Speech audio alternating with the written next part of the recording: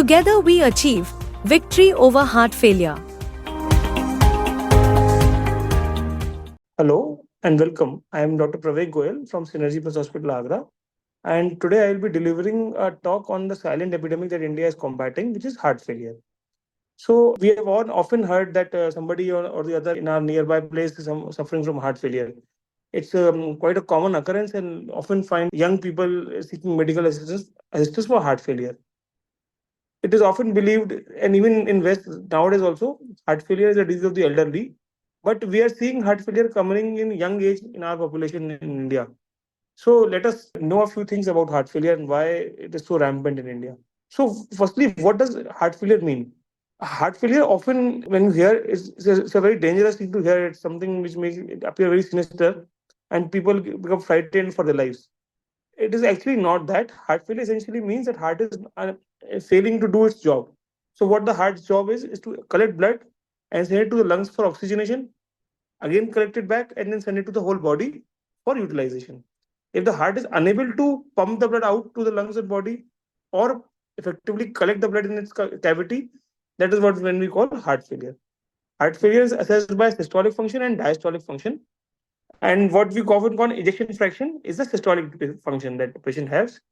Normally it's around 60%, and we start getting worried when it drops to 50. 30 or lower can be very serious. So, next question is, why are Indians so rampantly affected by heart failure? We have to understand that the commonest cause of heart failure anywhere in the world is coronary artery disease, that is blockages of the heart. And as Indians and in Asian population, we see blockages coming almost 10 years earlier than the Western population. Also, what we find is that diabetes, hypertension, dyslipidemia, metabolic syndrome is much more common. Tobacco usage is quite common in our population, and that is why we see more people getting coronary artery disease, and eventually then we see more people having heart failure. So, what are the signs and symptoms of heart failure?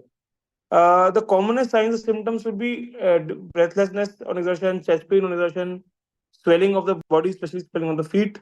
Rarer things can be heart palpitations, fatigue, confusion, abdominal fullness, bloating, loss of appetite, and generalized weakness. So, how can we protect ourselves from heart failure? What we can essentially do is we can keep our heart healthy and keep our metabolic milieu healthy. We have to take care of our numbers, our blood pressure, blood sugar, weight, and all the cholesterol levels, sugar levels, all these levels we have to maintain. We need to have a healthy lifestyle, promote healthy habits, diet, exercise, and a good daily routine. We should avoid smoking, alcohol, and other tobacco products. We should avoid fatty foods. We should get regular checkups done. And if we are at high risk subset based on our analysis of our body, we should get heart checkup done very frequently so that if there's heart disease to occur, it should be picked up early. If there's blockages, they are picked up early before heart starts getting weak. So, what happens after somebody is diagnosed with heart failure?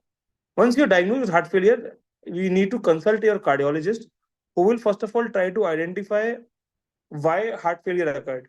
If we find any reversible causes like blockages or frequent arrhythmias or any drug related or anything like uncontrolled hypertension, uncontrolled thyroid function, or any other cause, we should be trying to treat it. And so that the heart failure gets reversed. If we are unable to reverse heart failure completely, the next step is to start medications for symptomatic benefit and prognostic benefit. Symptomatic benefit means patient becomes comfortable with the drug, and prognostic benefit means the drug should increase the longevity of the patient and make life more quality of life. If drugs are no avail, then we use interventions like pacemakers, ICDs, CRTs, and various other assist devices are available, which we can advise to a patient as per his requirement. So, heart failure is not the end of the day. There are a lot of drug treatments are available in the past 5 years. Some few drugs have come which have revolutionized heart failure management for coronary interventions and structural heart disease interventions. So now many new interventions are available which are doing very well, and a lot of people are living quite comfortably with prolonged heart failure, provided they seek timely health care and are committed to their heart failure diagnosis and management. So, what comes next after heart failure diagnosis? Once you have diagnosed ourselves with having heart failure, we need to start with medications. The medications would be for symptomatic benefit, where patient becomes comfortable, symptoms are abated, and prognostic benefit. Those are drugs which will increase your life. We need to find reversible causes of heart failure, causes which can be easy treated and remedied, like coronary disease. And if drugs are of not sufficient benefit, we can move to device therapies like ICD, pacemakers, CRTs, valve repair and replacement, and various other percutaneous interventions that are now available.